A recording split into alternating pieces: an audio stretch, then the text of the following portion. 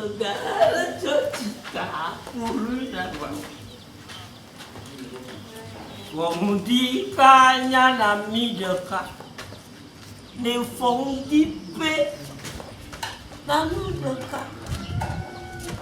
Na fong dikanya nu dekat pe. Megara cocika. Aklulina bau. Na fong dikanya nanu dekat.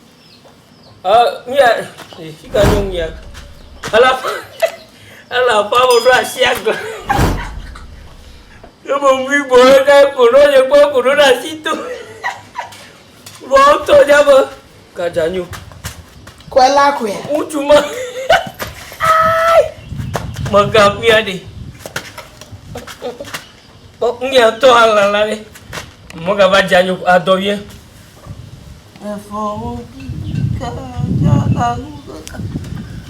Iya badana maba. Maradakula. Kuida ma ora. Kuida ma. Ewa subore. Nyama ne subo.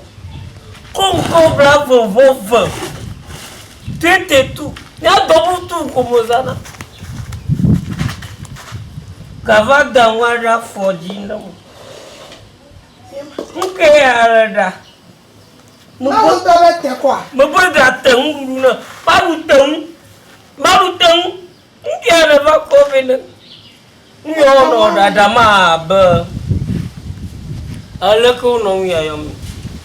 Umbiari ash. Mugamu indo. Konko. Nyama mya konke kovena. Kano bongo. Omo mi down. Ode garo mi down kwa mi amna no. Omo na. Te kwa? Te kwa le mai. De ka dimka. Nya toma atakwa ya.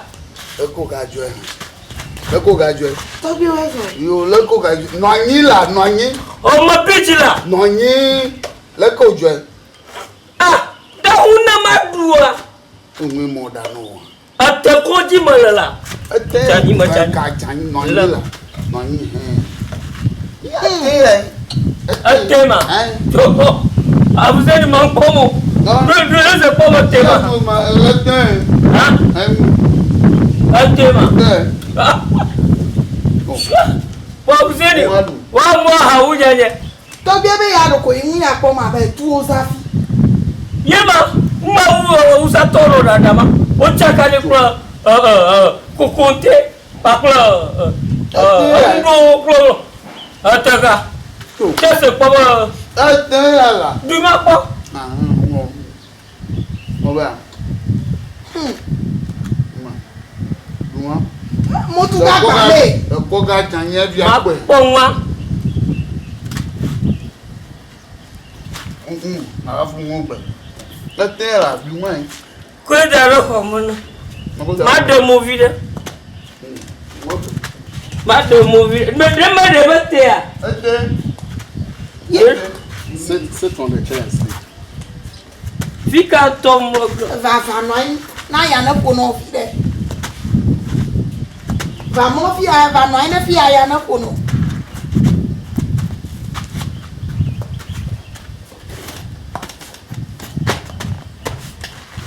Ya mama.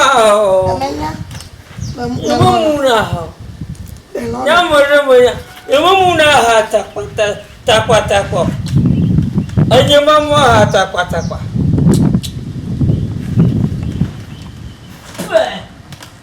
Jadi ko. Ya muna hata takwa. Ya ampo ke. Ampo.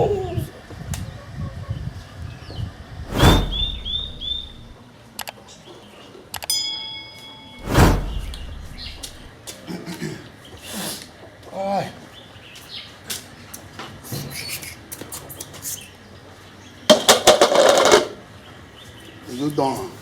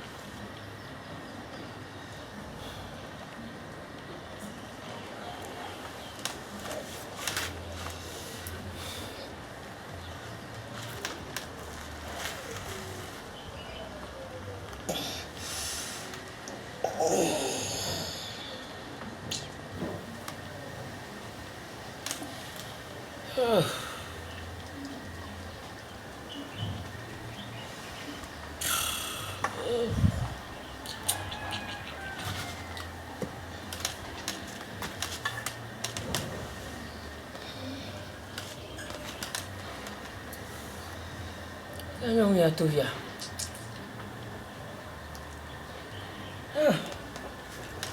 Magami lo mudun hafi. Iko tu ya nama jinwa do nama dwe. Apene.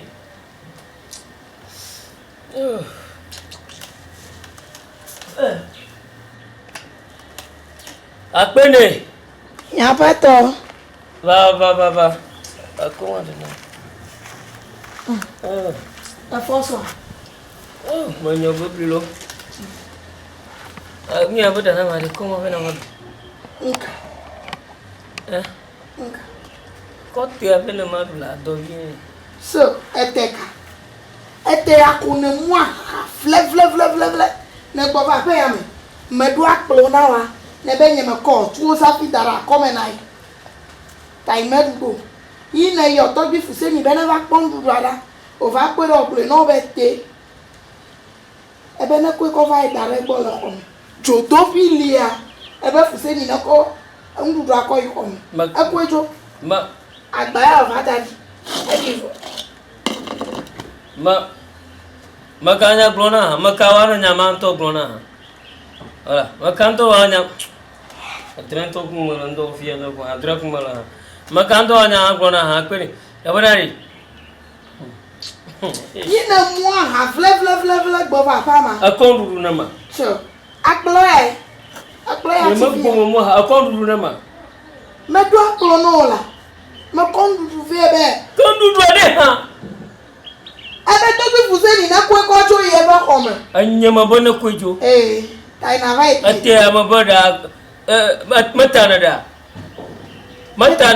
Eta me. Ta fuseni kote ajo yo homa. Aduya. Unto ebe na kwejo. Anyento. Unto. Ta ebe du kwa gba bena ma.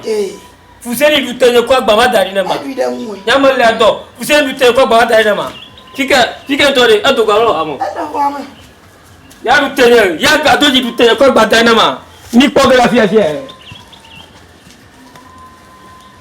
Pe to bi bo kwa no hanu. Fuseni ya du tenye kwa gba madari na ma. Fuseni ga du tenye kwa gba madari na fika. Fuseni ale. Fuseni ale. Ha? Va fika. Va. Loko jwe ha.